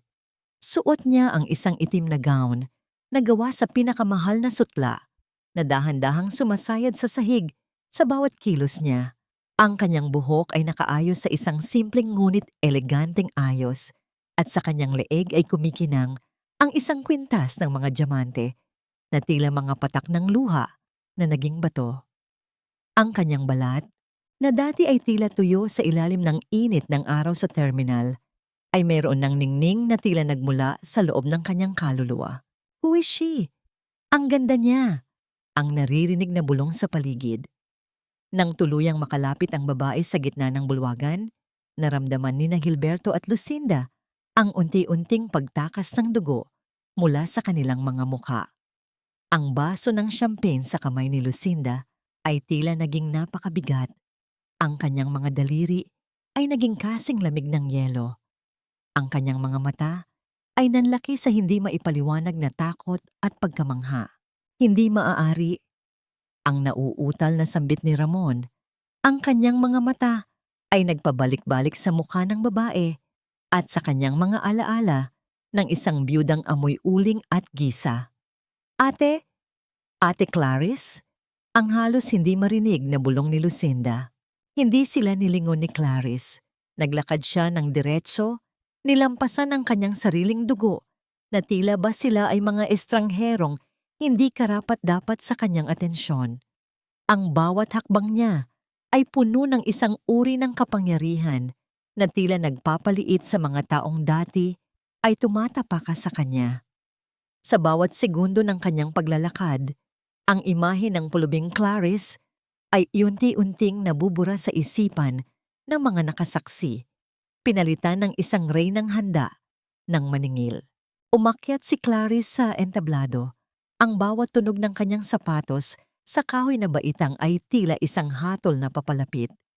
Pagdating niya sa tapat ng mikropono, ang buong bulwagan ay naging kasing tahimik ng isang sementeryo. Inilibot niya ang kanyang tingin sa mga tao. At nang dumapo ang kanyang mga mata, kina Gilberto at Lucinda, naramdaman ng magkapatid ang isang matalim na hapdi, hindi ng galit, kundi ng katarungang matagal nang naantala. Dahan-dahang itinaas ni Clarice ang kanyang kamay at hinawakan ang mikropono. Ang kanyang mga mata ay nagniningning sa ilalim ng mga ilaw, sumasalamin sa lahat ng mga gabing iniyak niya sa dilim ng karinderya at sa bawat sakripisyong ibinigay niya para sa mga taong narito ngayon sa kanyang paanan. Huminga siya ng malalim, isang paghingang nagdadala ng lahat ng kanyang nakaraan at ng kanyang bagong simula. Tumingin siya ng diretso sa kanyang mga kapatid na ngayon ay tila maliliit na langgam sa gitna ng karangyaan ng hotel. Isang mapait, ngunit matagumpay na ngiti ang sumilay sa kanyang mga labi bago siya nagsalita. Ang kanyang boses ay lumabas na malamig, malinaw, at may awtoridad na tila ba nanggagaling sa kailaliman ng kanyang pagkatao. Ngayong gabi, ang simula ni Clarice, ang bawat salita ay tila isang mabigat na pako na ibinabaon sa katahimikan ng bulwagan. Hindi tayo narito para pag-usapan ng pera o ang mga negosyong itinayo ko mula sa abo ng aking nakaraan. Ngayong gabi, pag-uusapan natin ang tungkol sa pamilya. Ang bawat salitang binitawan ni Clarice ay tila isang dambuhalang alon na humahambas sa pader ng katahimikan sa loob ng ballroom. Ang kanyang mga mata, na dati ay puno ng pagtitimpi, ay naging kasing talim ng kidlat habang nakatitig sa kanyang mga kapatid na ngayoy tila mga estatwang nilalamon ng lupa. Sa likod niya, ang malaking telon na kanina ay nagpapakita lamang ng logo ng CDC Holdings ay dahan-dahang nagbago, pinalitan ng isang madilim na video na kinuha mula sa isang nakatagong kamera. Marahil ay nagtataka kayo kung sino ang misteryosong investor na sumalo sa inyong mga utang. Ang boses ni Clarice ay malamig at mariin. Tila bawat pantig ay isang hatol. CDC Clarissa de la Cruz. Ako ang kumpanyang kinatatakutan ninyo. Ako ang nagmamay-ari ng bawat pader ng inyong hardware, ng bawat mamahaling gamit sa inyong mansyon, at ng bawat sentimong ginagastos ninyo para sa inyong mga luho. Isang malakas na bulungan ang gumapang sa buong silid, ngunit agad itong naputol ng umalingaw-ngaw mula sa mga speaker ang isang boses na pamilyar sa lahat. Ito ay ang boses ni Gilberto na mula sa gabing balaki nila ang pagtataksil kay Clarice. Ang bawat salita ng paghamak, ang pagtawag kay Clarice na pabigat na walang silbi at isang katulong na walang sweldo, ay narinig ng bawat makapangyarihang tao sa loob ng hotel. Ang mukha ni Gilberto ay naging kasing puti ng papel. Ang kanyang mga kamay ay nanginginig ng husto habang pilit na humahawak sa gilid ng mesa upang hindi matumba. Hindi pa doon natapos ang lahat. Ang video ay nagpalit at ipinakita si Lucinda at Ramon habang pinagtatawanan ang sakripisyo ni Tita Norma. Malinaw na narinig ang plano nilang pekein ang pirma ng matanda para lamang maibenta ang lupa sa Bulacan upang pambayad sa kanilang bakasyon sa Europe. Ang bawat kataksilan, ang bawat gaslighting, at ang bawat patak ng lason sa kanilang mga puso ay nalantad sa harap ng kamera. Ang mga reporters ay nagsimulang kumuha ng litrato. Ang bawat pag-flash ng liwanag ay tila mga sampal sa mukha ng mga De La Cruz. Ate, please, Let's talk about this in private. Ang nauutal na pakiusap ni Lucinda, ang kanyang boses ay nanginginig sa pagitan ng takot at matinding hiya. Ang kanyang mamahaling gown ay tila naging isang basahan na nagpapaalala sa kanyang huwad na kabutihan. Tumingin si Clarice sa kanya ng may halong pait at katarungan. Private? Noong itinaboy niyo ako sa kusina dahil nakakahiya ako sa inyong live stream, nasaan ang inyong malasakit? Noong hinayaan niyo akong magmakaawa para sa kaunting tulong habang bumibili kayo ng mga bagong sasakyan, nasaan ang inyong pagiging pamilya? Noong balakin ninyong agawin ang huling yaman ng matandang nag-aruga sa inyo, nasaan ang inyong puso? Lumakad si Clarice hanggang sa dulo ng entablado, mas malapit sa kanyang mga kapatid. Ngayong gabi, ang lahat ng inyong mga ari-arian ay formal nang kukunin ng CDC Holdings. Wala kayong matitirhan. Wala kayong matatakbuhan. Ang katarungang ipinagkait ninyo sa akin at kay Tita Norma ay narito na. Isang opisyal ng pulisya at ilang mga kinatawan ng bangko ang pumasok sa ballroom, bit-bit ang mga warrant para sa falsification of public documents at iba pang mga kaso ng panloloko. Ang tunog ng mga yabag ng kanilang sapatos sa marmol na sahig ay tila huling pako sa krus na pasan ni Gilberto. Ang karangyaan ng gabi ay nauwi sa isang malaking iskandalo. Si Gilberto ay napaupo sa sahig. Ang kanyang kapalaluan ay tuluyan ng nadurog. Habang si Lucinda ay humahagalpak na ng iyak, pilit na itinatago ang kanyang mukha mula sa mga kamera. Tumingala si Clarice, huminga ng malalim habang ang bigat sa kanyang dibdib ay unt-unting naglalaho. Ang katarungan ay nakamit na, ngunit sa likod ng kanyang tagumpay, naramdaman niya ang isang uri ng lungkot. Lungkot para sa pamilyang pinangarap niyang buo, ngunit tuluyan nang nawala sa kasakiman. Sa gitna ng kaguluhan, nakita niya si Mang Jose sa isang sulok, tumatango sa kanya ng may paghanga at pagkilala. Ngunit nang akala ni Clarice ay tapos na ang lahat, isang malakas na sigaw ang bumasag sa eksena. Si Ramon, na kanina patahimik, ay may hawak na isang piraso ng papel at tumatawa ng mapait. Akala mo ba panalo ka na, Clarice? Tingnan mo ito. Hindi mo nakuha ang lahat. May isang lihim si Tita Norma na kahit ikaw ay hindi alam, at ang lihim na yon ang magpapabagsak sa'yo at sa lahat ng pera mo. Napatigil ang lahat. Ang bawat mata ay nabaling kay Ramon. Isang matinding kaba ang muling bumalot sa puso ni Clarice. Ano ang tinutukoy ni Ramon? Mayroon pa bang nakatagong lason sa ugat ng kanilang pamilya na hindi pa niya nadidiskubre, isang katotohanang maaaring sumira sa lahat ng kanyang ipinaglaban para sa taong pinakamamahal niya? Ang kapirasong papel na iwinawagayway ni Ramon ay lumikha ng isang marahas na paghampas sa hangin, isang tunog na nagpapakita ng kanyang desperasyon. Ang kanyang mga mata ay nanlilisik, puno ng pawis ang noo habang pilit niyang itinatago ang panginginig ng kanyang mga tuhod. Sa harap ng mga pulis, mga investigador, at sa mga mapanghusgang tingin ng mga panauhin, siya ay isang taong malapit ng malunod at kumakapit sa isang patalim. Isang deed of absolute sale. Ang sigaw ni Ramon. Ang boses ay pumiyok sa sobrang kaba. Matagal na palang isinangla ni Norma ang lupa sa isang sindikato sa Bulacan. Hindi sa atin, at lalong hindi sa iyo mapupunta ang lupa. Clarice, wala kang makukuha. Kaya huwag kang magmalinis dahil pare-pareho lang tayong walang mapapala. Naramdaman ni Clarice ang panandaliang paghinto ng kanyang paghinga. Isang kaba ang mabilis na gumapang sa kanyang dibdib. Ngunit bago pa man siya makapagsalita, kalmadong lumapit si Attorney Santos. Kinuha ng abogado ang papel mula sa nanginginig na kamay ni Ramon at masinsinang tiningnan ito sa ilalim ng maliwanag na ilaw ng chandelier. Isang tipid at mapang-uyam na ngiti ang sumilay sa labi ng abogado. Isang napakababang uri ng pamimeke, Mr. Mendoza. Bukod sa maling petsa ang nakalagay, ang sindikatong tinutukoy mo ay matagal nang nabuwag, ng mga awtoridad.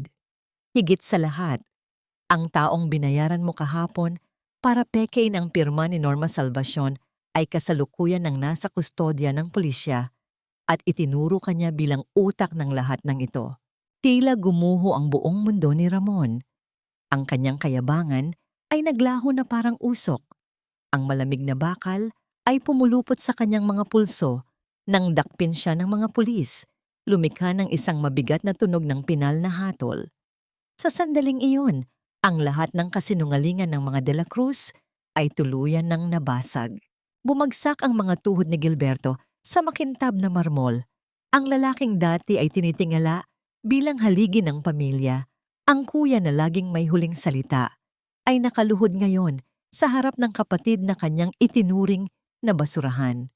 Ang kanyang mga kamay ay mahigpit na nakakapit sa laylayan ng itim na gown ni Clarice. Ang kanyang mga luha ay naguunahang pumatak. Pinupunasan ang kanyang natitirang dignidad. Clarice, maawa ka. Ang hagulgol ni Gilberto, ang boses ay basag at puno ng pagsisisi na dulot lamang ng takot. Dugo at laman mo kami. Paano na ang mga pamangkin mo? Paano na ang negosyong ipinundar ko? Huwag mo kaming alisan ng tirahan. Parang awa mo na. Alalahanin mo ang mga magulang natin. Sa kabilang dako, si Lucinda ay nakadapa sa sahig. Ang kanyang mamahaling makeup ay natunaw at humalo sa kanyang mga luha. Ang kanyang mga paghikbi ay tila mga basag na kristal na umalingaw-ngaw sa buong bulwagan. Ate, please! Bawiin mo ang mga kaso. Masisira ang pangalan ko. Ika-cancel ako ng mga brands. Wala na akong mukhang maihaharap sa mga followers ko. Tulungan mo ako, ate. I promise, magbabago na ako. Nakatayo lamang si Clarice, pinagmamasdan ang kanyang mga kapatid. Naramdaman niya ang matinding pagbigat ng kanyang dibdib, hindi dahil sa awa, kundi dahil sa isang malalim at matagal ng sugat na tuluyan ng naghihilom. Ang mga taong narito sa kanyang paanan ay hindi na niya pamilya. Sila ay mga estrangherong nilamon ng sariling kasakiman. Dahan-dahan niyang inalis ang mga kamay ni Gilberto mula sa kanyang damit. Isang kilos na puno ng pinalidad. Huwag ninyong gamitin ang pangalan ng ating mga magulang para takpan ang maitim ninyong budhi, kuya. Ang malamig at tahimik na tugon ni Clarice. Ang kanyang mga mata ay walang anumang bakas ng luha. Noong umiiyak ako sa labas ng opisina mo para hindi mawalan ng tirahan si Tita Norma, tinawag mo akong pabigat. Noong hinayaan mo akong maupo sa kusina mo, Lucinda. Dahil ikinahiya mo ang amoy ko, kinalimutan niyo ang dugo at laman. Iniligtas ko kayo noon at inilibing niyo ako ng buhay. Ngayon, ililigtas ko ang sarili ko. Tumalikod si Clarice. Hindi na siya lumingon pa kahit na umaalingaw ang mga pagsigaw at pagmamakaawa ng kanyang mga kapatid. Pinanood ng buong lipunan kung paano tuluyang kinain ng katarungan ang pamilya De La Cruz. Ang mga kamera ay walang awang kumuha ng larawan sa pagbagsak ni Lucinda at sa pagkakaposas ng mga kalalakihan, isang perpektong karma para sa mga taong nabuhay sa panlilinlang. Nang makalabas si Clarice sa hotel, sinalubong siya ng malamig na hangin ng gabi. Nandoon si Mang Jose, nakaabang sa gilid ng sasakyan. Ibinigay ng lalaki ang isang mainit na panyo kay Clarice, isang simpleng kilos na nagdala ng labis na ginhawa sa napagod niyang kaluluwa. Ang hustisya ay nakamit, ang kanyang pamilya ay naparusahan, at sa unang pagkakataon, sa loob ng 20 taon, nakaramdam ng tunay na paglaya si Clarice. Ngunit ang kapayapaang iyon ay hindi nagtagal. Ang pag-ilaw at matinding paggalaw ng kanyang telepono sa loob ng kanyang bag ay nagdala ng isang hindi maipaliwanag na kaba. Nang sagutin niya ang tawag, ang nanginginig na boses ng isang kapitbahay mula sa Bulacan ang pumunit sa kanyang kaluluwa. Clarice, Diyos ko, umuwi ka na agad. Ang umiiyak na tinig sa kabilang linya. Si Tita Norma mo, bigla na lang bumagsak habang nagtatahi. Nagsusuka siya ng maraming dugo at hindi na humihinga nang isugod namin sa ospital, sabi ng doktor.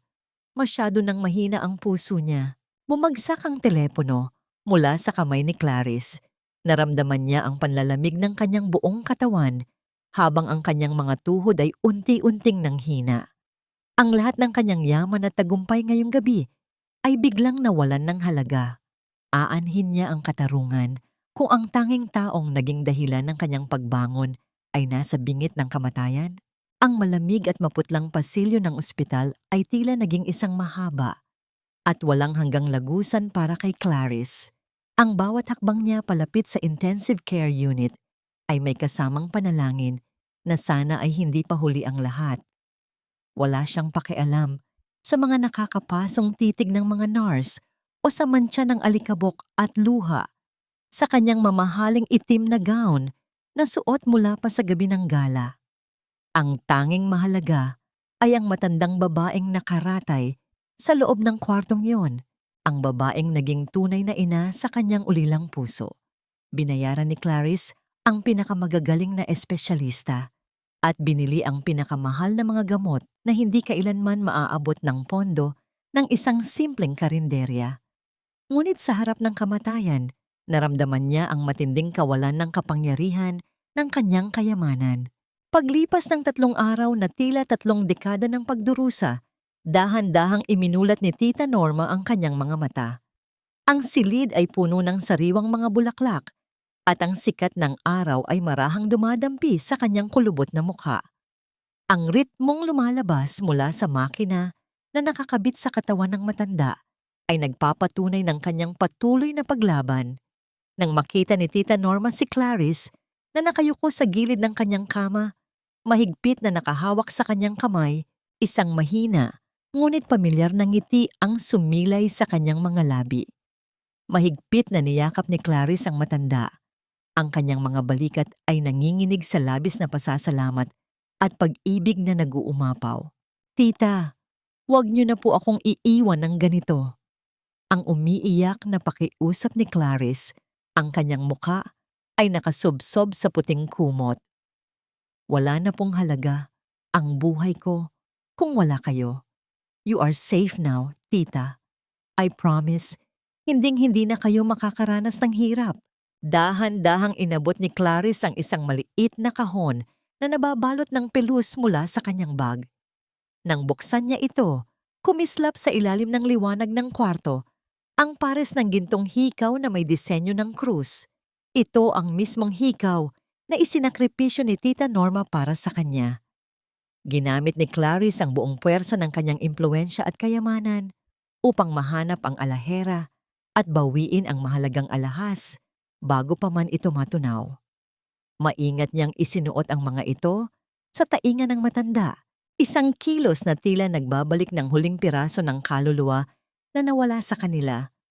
Pareho silang umiyak, hindi na dahil sa sakit, kundi dahil sa isang malalim at wagas na paghilom. Lumipas ang ilang buwan at ang mga sugat ng kahapon ay unti-unting napalitan ng mga bagong pag-asa. Sa halip na ipagpatuloy ang pagtuon, sa kanyang mga kapatid na ngayon ay naghihirap at nagbabayad ng kanilang mga kasalanan sa loob ng malamig na selda at masikip na inuupahang kwarto, pinili ni Clarice na ibuhos ang kanyang yaman sa mga bagay na nagbibigay ng buhay. Nagpatayo siya ng isang maganda at maaliwalas na bahay sa Pampanga para kay Tita Norma. Ang bahay na ito ay walang matataas na pader ng kayabangan, kundi napapaligiran ng mga puno ng mangga at isang malawak na hardin kung saan malayang nakakapaglakad at nakakapagpahinga ang matanda. Ang dating na sunog na karinderya sa gilid ng terminal ay ipinaayos ni Clarice. Hindi ito naging isang marangyang palasyo ng negosyo na inaasahan ng marami. Sa halip, ginawa niya itong isang malaking community kitchen na nagpapakain ng libre sa mga matatanda, mga ulila, at mga taong nawalan ng tirahan raw-araw. Ang amoy ng masarap na sabaw at bagong saing na kanin ay pumapalibot sa lugar. Nagdadala ng init sa mga tiyan at pusong pinagkaitan ng mundo. Dito nahanap ni Clarice ang kanyang tunay na imperyo, isang kaharian na itinayo hindi sa takot o panlilinlang, kundi sa pag-ibig at pagkakapantay-pantay. Isang hapon, Habang abala si Clarice sa pag-aayos ng mga upuan sa labas ng community kitchen, naramdaman niya ang isang mainit na presensya sa kanyang likuran. Si Mang Jose, na ngayon ay tumutulong na sa pamamahala ng pondo ng kusina, ay nakatayo doon na may dalang isang basket ng mga sariwang gulay. Pinunasan ng lalaki ang pawis sa noo ni Clarice gamit ang isang malinis na panyo. Ang kanyang mga mata ay puno ng paghanga at pagmamahal na matagal na niyang inaalagaan. Hindi ka ba napapagod, Clarice? Buong araw ka na namang nakatayo at nag-aasikaso ng mga tao. Ang malambing na tanong ni Jose. Ang kanyang boses ay tila isang oyayi na nagpapakalma sa bawat alalahanin sa isip ng babae. Ngumiti si Clarice at inihilig ang kanyang ulo ng bahagya sa balikat ng lalaki. Isang tahimik na pagtanggap sa pagmamahal na nararapat para sa kanya. Ang init ng katawan ni Jose at ang kanyang matatag na presensya ay nagbigay ng isang pambihirang kapanatagan kay Clarice. Ngunit habang nakatingin sila sa palubog na araw na nagkukulay kahel sa kalangitan ng Pampanga, isang hindi inaasahang anino ang tumayo sa tarangkahan ng kanilang kusina. Isang babaeng nakasuot ng luma at maruming damit. Tila pagod at nawalan na ng dangal ang nakatitig kay Clarice nang may halong takot at matinding hiya. Nang makilala ni Clarice ang mukha ng kanyang kapatid na si Lucinda sa ilalim ng madungis na anyo nito, naramdaman niya ang panandaliang paghinto ng kanyang mundo. Hanggang saan at hanggang kailan susubukin ng tadhana ang kakayahan niyang magpatawad. Ang bawat hibla ng hanging umiihip sa paligid ng bagong tayong community kitchen ay tila may dalang bulong ng kapayapaan, ngunit ang presensya ni Lucinda sa tarangkahan ay tila isang malakas na pag-uga sa mundong pilit na binuo ni Clarice mula sa mga guho. Nakatayo ang kanyang kapatid, ang dating influencer queen, na laging balot ng sutla at ginto sa gitna ng init ng araw. Ang kanyang buhok ay tulasok at wala ng ningning. Ang kanyang balat ay tila natuyo na sa dusa. At ang kanyang mga paa na dati ay nakasuot ng mga mamahaling sapatos ay nakayapak na lamang sa magaspang na semento. Dahan-dahang lumapit si Clarice. Ang bawat tunog ng kanyang sapatos ay tila isang matatag na ritmo ng katarungan. Nang magtagpo ang kanilang mga mata, nakita ni Clarice ang isang bagay na matagal na niyang hinanap sa kanyang kapatid. Hindi ang dating kapalaluan, kundi isang hubad na katotohanan ng pagkatalo. Bumagsak ang mga tuhod ni Lucinda sa lupa. Ang kanyang mga kamay ay nanginginig habang pilit na humahawak sa laylayan ng duster ni Clarice. Lumilikha ng mga mantsa ng alikabok sa malinis na tela. Ate Clarice, parang awa mo na. Ang boses ni Lucinda ay tila isang basag na plaka, puno ng pait at pagsisisi. Wala na kaming matirhan. Si Ramon, iniwan na ako pagkalabas niya ng presyur dahil sa kahihiyan. Si Kuya Gilberto, may sakit na sa loob ng selda at walang pambili ng gamot. Gutom na ako, ate. Kahit matira na lang sa lamesa niyo, ibigay mo sa akin. Naramdaman ni Clarice ang pamilyar na kurot sa kanyang puso.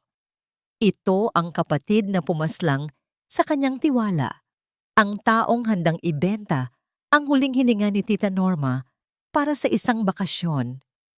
Ngunit habang tinitingnan niya ang nanghihinang anyo ni Lucinda, naramdaman niya ang isang uri ng paglaya na hindi nagmumula sa paghihiganti, kundi sa pag-unawa na ang puot ay isang mabigat na kadena na ayaw na niyang pasanin.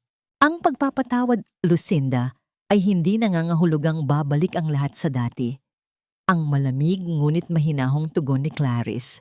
Ang kanyang boses ay tila isang dalisay na agos ng tubig sa gitna ng tag-init. Ang pamilyang sinira niyo ay hindi na muling mabubuo sa paraang gusto mo. Ngunit ang katarungan ay hindi lamang tungkol sa parusa, kundi tungkol din sa pagkakataong magbago.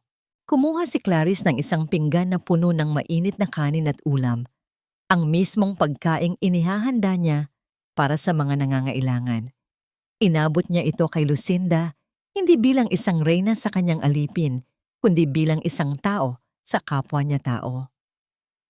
Maari kang kumain dito, Lucinda. Maari kang manatili sa maliit na kwarto sa likod ng kusina. Ngunit kailangan mong magtrabaho. Maghuhugas ka ng mga kaldero, magwawalis ka ng bakuran, at pagsisilbihan mo ang mga taong dati ay tinawag mong marumi. Dito mo matututunan ang tunay na halaga ng bawat sentimong hinamak mo. Kumandang. Humagulgol si Lucinda. Ang kanyang mga luha ay pumatak sa mainit na pagkain, isang pagtanggap sa kanyang huling pagkakataon upang maisalba ang kanyang kaluluwa. Sa sandaling iyon, ang huling bakas ng galit sa puso ni Clarice ay tila tinangay na rin ng hangin. Naramdaman ni Clarice ang paglapit ni Mang Jose sa kanyang tabi. Hindi ito nagsalita. Sa halip ay marahan nitong hinawakan ang kanyang balikat, isang tahimik na suporta na tila nagsasabing tama ang kanyang ginawa. Sa likuran nila, lumitaw si Tita Norma mula sa pintuan ng bahay. Suot ang kanyang mga gintong hikaw na kumikinang sa ilalim ng papalubog na araw. Ang matanda ay tumango lamang, ang kanyang mga mata ay puno ng kapayapaang hindi kayang nakawin ng sinuman. Huminga ng malalim si Clarice habang ang langit ng Pampanga ay unti-unting nagkukulay lila at kahel. Ang bawat sentimo ng kanyang 20 milyong piso ay hindi naging sapat upang bilhin ang katahimikang nararamdaman niya sa sandaling ito. Ang tunay na kayamanan ay ang pagkakaroon ng lakas na tumayo nang may dangal sa harap ng mga taong sumubok na durugin ka at ang kakayahang magbigay ng init sa gitna ng lamig ng mundo. Habang naglalakad sila ni Jose, papunta sa kalsada, malayo sa ingay ng terminal, ngunit malapit sa puso ng mga taong nagmamahal sa kanila, naramdaman ni Clarice ang tunay na tagumpay. Ang tadhana ay hindi lamang nagbigay sa kanya ng pera. Binigyan siya nito ng pagkakataong makita ang tunay na mukha ng bawat tao sa kanyang buhay, mula sa laso ng kanyang mga kapatid hanggang sa busilak na puso ng isang matanda at ang katapatan ng isang lalaking nahanap niya sa gitna ng alikabok. Ang bawat takip silim sa Pampanga ay tila isang dambuhalang canvas na pinipinturahan ng kulay kahel at lila. Isang paalala na ang bawat araw ay may katapusan, ngunit ang bawat gabi ay may dalang pangako ng bagong simula. Sa balkonahe ng kanilang bagong bahay, na malayo sa ingay ng terminal, ngunit sapat na malapit upang marinig ang mahinang bulong ng hangin sa mga puno ng mangga, nakaupo si Clarice. Ang kanyang mga kamay, na dati ay laging nanginginig sa pagod at kaba, ay payapang nakapatong sa kanyang kandungan. Ang kanyang balat ay wala na ang amoy ng uling. Pinalitan na ito ng bango ng mga bulaklak sa kanyang hardin at ng kapayapaang matagal niyang ipinagkait sa kanyang sarili. Sa loob ng bahay, tumingo. Narinig ni Clarice ang mahinang kalansing ng mga plato at ang tunog ng pag-uusap. Lumabas si Tita Norma, suot ang kanyang pinakapaboritong duster at ang mga gintong hikaw na tila kumikinang sa huling sikat ng araw. Ang matanda ay mas malusog na ngayon. Ang kanyang mga hakbang ay mas matatag. At ang kanyang mga mata ay wala na ang bahid ng takot.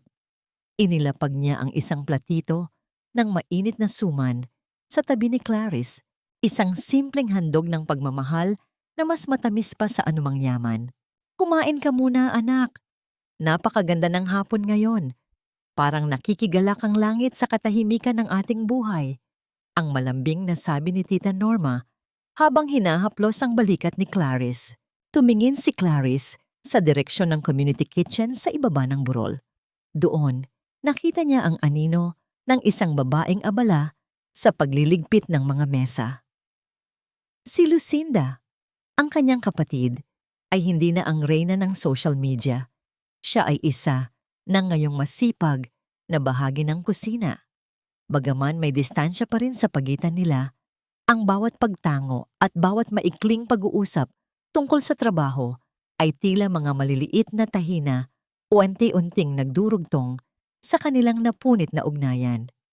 Si Gilberto naman, bagaman malayo at kasalukuyang nagpapagaling sa isang pasilidad, ay regular nang nagpapadala ng mga liham ng pagsisisi, mga liham na binabasa ni Clarice nang walang puot, Tanging may kasamang hiling na sana ay mahanap din ng kanyang kuya ang sarili nitong paghilom. Naramdaman ni Clarice ang pagtabi ni Mang Jose sa kanya. Hindi na kailangan ng lalaki ang magsalita.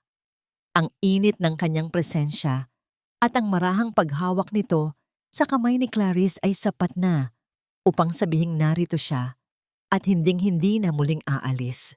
Sa bawat haplos ng magaspang na palad ni Jose, naramdaman ni Clarice ang isang uri ng kilig na hindi nakabase sa mga pangarap ng kabataan, kundi sa katapatan ng dalawang pusong nahanap ang isa't isa sa gitna ng bagyo. Jose, iniisip ko lang, ang mahinang simula ni Clarice, ang kanyang boses ay tila isang banayad na kanta. Noong gabing hawak ko ang tiket na may halagang 250 milyong piso, akala ko iyon na ang pinakamalaking swerte sa buhay ko. Pero nagkamali ako. Tumingin si Jose sa kanya. Ang mga mata ay puno ng paghanga. Ano ang tunay na swerte para sa'yo, Clarice? Huminga ng malalim si Clarice at muling tiningnan si Tita Norma, ang payapang paligid, at ang lalaking nasa tabi niya. Ang tunay na swerte ay hindi ang pagkakaroon ng maraming pera upang makuha ang lahat ng gusto mo. Ang tunay na panalo ay ang pagkakaroon ng lakas na bitawan ng galit, ang tapang na magpatawad nang hindi kinakalimutan ng dangal, at ang sapat na kayamanan sa puso upang makitang muli ang ganda ng mundo pagkatapos ng matinding sakit. Ang 250 milyong piso ay papel lang, Jose. Pero ang pag-ibig at kapayapaang meron tayo ngayon, iyan ang tunay na ginto na hinding-hindi mananakaw ng tadhana. Habang tuluyang lumulubog ang araw at ang mga bituin ay nagsisimulang magpakita sa kalangitan, sumandal si Clarice sa balikat ni Jose. Ang katarungan ay nakamit na, ang mga utang na loob ay nabayaran na sa paraang mas masakit ngunit mas matuwid, at ang paghilom ay tuluyan ng bumalot sa kanilang tahanan. Sa dulo ng kanyang mahabang paglalakbay mula sa alikabok ng Bensi hanggang sa rurok ng tagumpay, natutunan ni Clarice na ang pinakamahalagang aral ng buhay ay hindi matatagpuan sa mga numerong tumatama sa loterya, kundi sa mga taong mananatili sa tabi mo kapag wala ka ng kahit na ano. Nagtapos ang kwento hindi sa ingay ng palakpakan o sa kislap ng mga hiyas, kundi sa isang tahimik na panalangin ng pasasalamat.